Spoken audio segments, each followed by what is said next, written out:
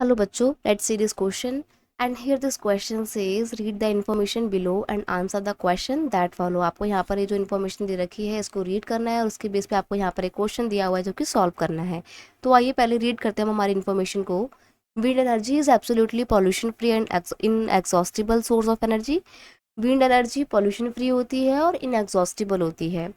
The mechanism of energy conversion from blowing wind is simple.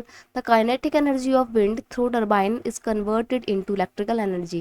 अब ये जो wind energy का पूरा मैकेनिज्म है बहुत ही सिंपल है. इस मैकेनिज्म में हम विंड चलती जो है ना, उस विंड से चलने वाली एनर्जी को विंड से काइनेटिक एनर्जी बनती है और उस काइनेटिक एनर्जी को हम टरबाइन की मदद से इलेक्ट्रिकल एनर्जी में कन्वर्ट कर देते हैं. The permanent wind system such the trade winds, westerlies and seasonal wind like monsoon have been used as source of energy. अब हम सोर्स ऑफ एनर्जी के तौर पे कौन सी विंड का इस्तेमाल करते हैं? मानसून विंड्स का, सीजनल विंड्स का, वेस्टलाइंस का, ट्रेड विंड्स का और इसके साथ साथ sea breeze, land breeze, local winds, इन सब का इस्तेमाल किया जाता है इलेक्ट्रिसिटी प्रोड्यूस करने में. India already has started generating wind energy in Rajasthan, Gujarat, Maharashtra and Karnataka. Favorable condition for wind energy exist. तो इंडिया के कुछ स्टेट जैसे कि राजस्थान, गुजरात, महाराष्ट्र, कर्नाटका में यहाँ पर विंड एनर्जी की काफ़ी सारी पॉसिबिलिटीज़ एग्जिस्ट करती हैं. Ocean currents as the storehouse of infinite energy since the beginning of 17th and 18th century.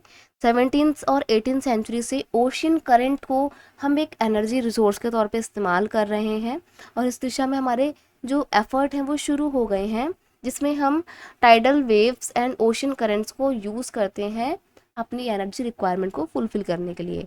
Large tidal waves are known to occur along the western coast of India. अब India में जो बड़े बड़े tidal होते हैं, tidal waves, वो कहाँ पर आते हैं? इंडिया के वेस्टर्न कोस्ट में आते हैं.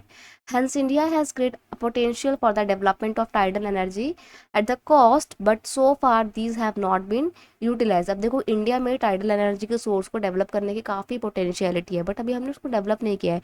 मे बी इन फ्यूचर हम करेंगे, अभी हमारे पास उतनी टेक्नोलॉजी ना हो. राइट. अब देखते हैं हमारा क्वेश्चन क्या है. In a wind farm dash energy is converted into dash energy with the help of turbine.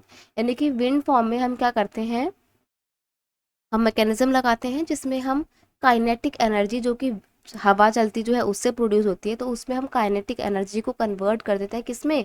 Electrical energy में. राइट. तो यहाँ पर आ जाएगा आपका kinetic energy is converted into